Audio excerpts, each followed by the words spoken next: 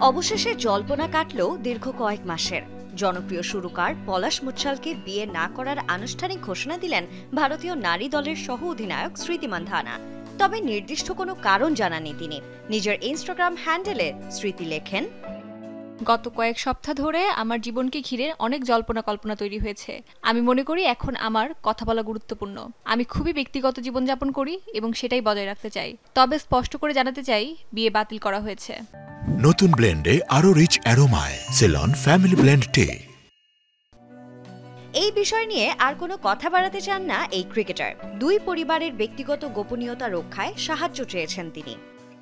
আমি এই বিষয়টি এখানেই শেষ করতে চাই এবং আমি আপনাদের অনুরোধ করছি, দয়া করে এই মুহূর্তে উভয় পরিবারের গোপনীয়তাকে সম্মান করুন। আমাদের নিজস্ব গতিতে এগিয়ে যাওয়ার সুযোগ দিন। আমি আশা করি যতদিন সম্ভব ভারতের হয়ে খেলা চালিয়ে যাব এবং ট্রফি জিততে পারবো। তাতেই আমার মনোযোগ থাকবে। আপনাদের সকলের সমর্থনের জন্য ধন্যবাদ। এগিয়ে যাওয়ার সময় এসেছে।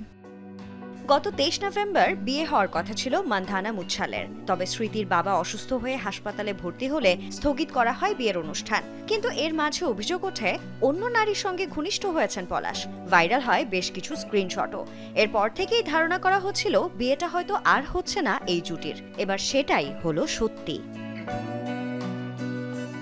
Sanjana Ivy, Jamuna sports.